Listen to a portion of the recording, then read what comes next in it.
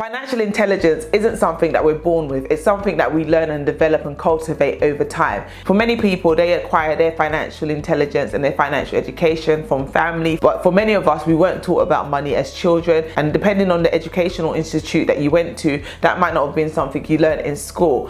With that being said, even if you weren't taught about money as a child, it's not something you learned in school, it's something you can definitely learn as an adult. Over the past 4 years, I've made it my mission to learn more about personal finance, learn about money, learn about how it works, and learn about how I can make my money work more effectively for myself and for my family. A big part of that journey, a big part of my learning has come from books. I've read so many books on personal finance, you wouldn't believe it. But in particular, in today's video, I want to share with you 5 books on personal finance that have really helped me on my financial journey. I want to tell you a little bit about each book, what I loved about the book, and why I think it's a great book for you to read. Benjamin Franklin said it perfectly: an investment in knowledge pays the best interest. I truly believe that if we invest in our knowledge, invest in our education, it will really pay us the best dividends. The 5 books in which I'm going to be discussing are going to be in no particular order, so I'm not ranking them from 1 to 5. I'm just literally sharing the 5 books that have had a positive impact on my relationship with money, how I perceive money, how I manage money, and how I'm pursuing financial freedom. The first book that I want to talk about is Rich Dad Poor Dad by Robert Kiyosaki. Now that book was an amazing book. I read it about, I want to say 6-7 years ago,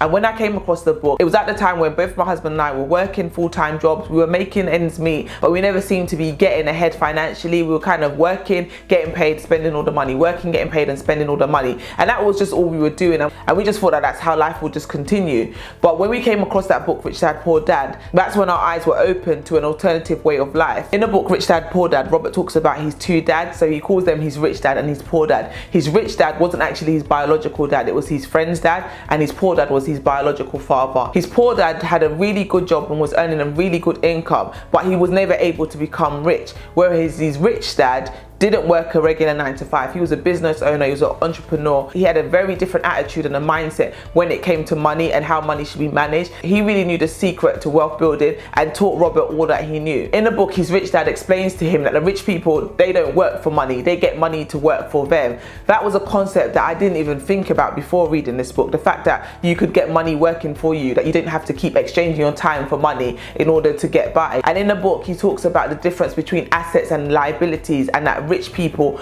buy assets and poor people buy liabilities. And a lot of the time, poor people think that they have assets, but in fact, their assets are liabilities. So a lot of the time, for example, you think, I bought my house, I've got an asset, but he explains in the book that it's only an asset when it puts money in your pocket. As long as it's taking money from your pocket, it's a liability.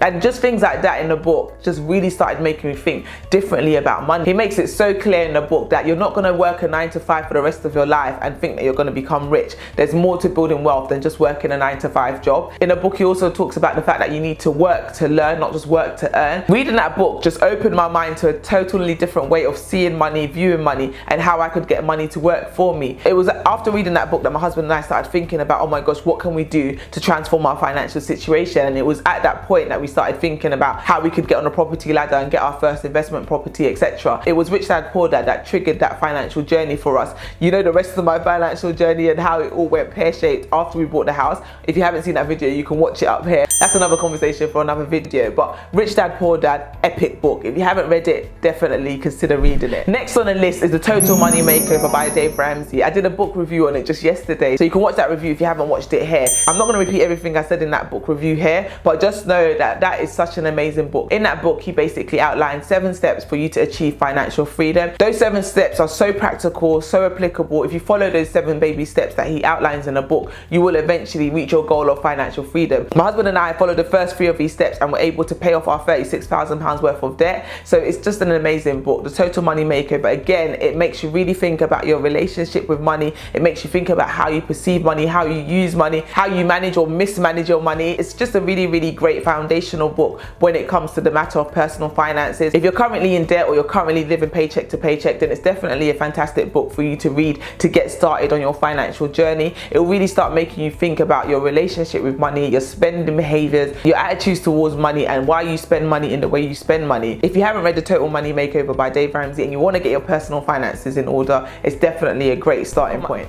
The next book on my list is this book, The Meaningful Money Handbook by Pete Matthews. I did a book review on it earlier this year. I think it was in February. Again, I'll link it up here for you to watch that book review. But the Meaningful Money Handbook is an amazing book. So I just spoke about the Total Money Makeover by Dave Ramsey, and I'd say the Meaningful Money Handbook is the UK equivalent. So where the Total Money Makeover is aimed at a US audience and US reader, the Meaningful Money Handbook is for the UK. Everything in this book is targeted at a UK reader. So in this book, he tells you everything that you need to know and everything you need to do in order to win with your money and in order to get your finances in order. When I say everything, I mean everything. So he talks about the basics of budgeting, he talks about investing, he talks about insurance, he talks about getting a will, he talks about money scripts. Money scripts are your money mindsets and your attitudes towards money, foundational beliefs that you have about money, and what shapes your attitude towards money, and why you think about money the way you think about money, and why you manage money in the way in which you manage it. So it's an amazing book. I read it back in February, but I'm definitely going to be revisiting it again next year because I think it's one of those books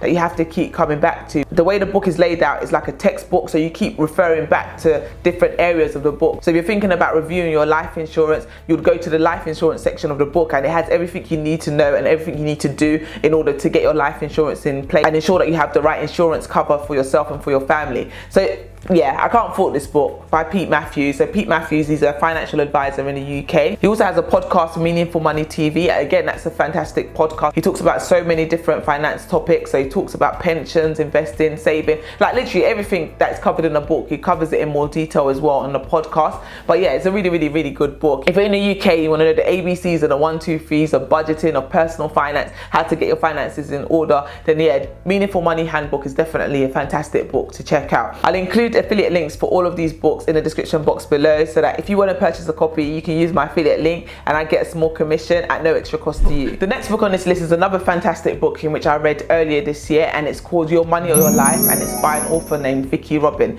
Now this book is epic. I absolutely love this book. I read it back in, I think, March. It was on my book club reading list. I'll include a link up here to the book review in which I did on this book. It was such a fantastic read. I think out of all the personal finance books that I've read, that's the one book that really, really, really opened my mind to my relationship with money. It really started making me think about money in a way that I'd never thought about it before. It makes you look at money, your relationship with it, how you spend money, how you manage money, and the value in which you place on money. In the book Your Money or Your Life, Vicky makes you think about your relationship with money and the trade-off that we make between money and our life. In the book, Vicky really makes you think about money and the position in which you place on it. She talks about the trade-off that we often make between money and our lives. When we're working a 9 to 5 and we work for money, every single time we make a transaction or we make a purchase, we're not just paying for it with money, we're literally paying for it with our life. We're paying for it with minutes and hours of our life. In the book, Robin has her own version of the steps in which you can take to achieve financial freedom. She outlines that there's 9 steps in which you can take in order to achieve financial freedom. I won't outline all the 9 steps in this video because I've already explained them in the book review over here, so you can watch that after you've watched this video. But just know that this book, Your Money or Your Life, will really open your mind when it comes to your attitude about money, your relationship with money, and the value in which you place on money. Because a lot of times we place more value on money than we do on our life. When you start understanding the relationship between money and your life and putting money where it actually belongs in your life in terms of the things that are most important to you, it will really transform your relationship with money. Why I really love the book and why I'm recommending it to you guys today is since reading that book, it's really made me think differently about my pursuit of wealth and my pursuit of financial gains. Because in the book, she really talks about what is your enough value. Because a lot of the times we're pursuing wealth, we're pursuing wealth, we're pursuing wealth, and we want to get rich, rich, rich. At what point do we get to that stage of having enough? When is enough enough? When are we going to reach that point of contentment? Because basically what she explains in the book is that if you don't have your enough figure in mind, or you don't have that point in which you're trying to get to, you're never going to get satisfied, because instead of filling that vacuum, all you're going to do is create more of a void, and you're going to just keep wanting more and more and more, and you're never going to reach that point of contentment. Last but by no means least on my list is The Richest Man in Babylon. Now this again is another amazing book. I read that book last year and it was a game changer for me. It really opened my mind to the mistakes I had been making over the years with my relationship with money. The book The Richest Man in Babylon is about the richest guy in Babylon. He was self-made, so he amassed his wealth on his own. When he was asked how he was able to become so wealthy, he outlined all the steps that he took to amass his wealth, and those are the steps that are taught in the book. The biggest step and the biggest takeaway that I took from that book is there's a concept of paying yourself first. The Richest Man in Babylon says that for every 10 coins that you have, give yourself one. Make sure you keep one of those coins, and keep that one coin first before you spend the other 9. And what we do a lot of the times is we pay everybody else first before we pay ourselves. We pay our bills, we pay Tesco, we pay Netflix, we pay everybody else, and we don't get any of that money for ourselves. But the first secret, he says, is to make sure that you pay yourself a coin first, so that one coin is yours before you think about spending anything else. Taking that one coin and keeping it is just the first step, and then the second step is to invest that money and get that money to grow. That money needs to be put to work. He refers to it as a slave in the book. So see every single pound that you have, or every coin in the case of the book, see it as a slave and put it to work. Every coin needs to make another coin, and that another coin needs to make another coin.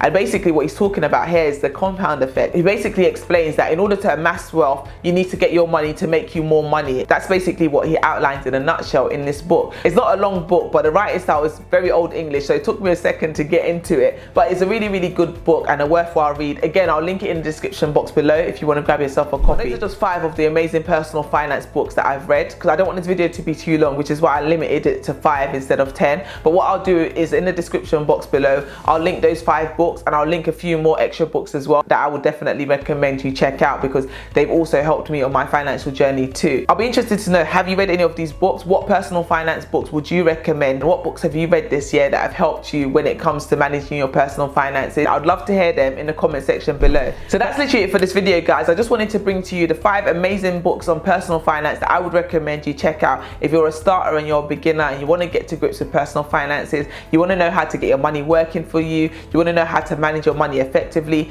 These are definitely great starter books to get you started on this journey. With that being said, guys, if you haven't yet done so, please give this video a big thumbs up. Subscribe to my channel if you haven't yet done so. Tell a friend to tell a friend, and I will see you tomorrow for another video. Thanks for watching, guys. Bye.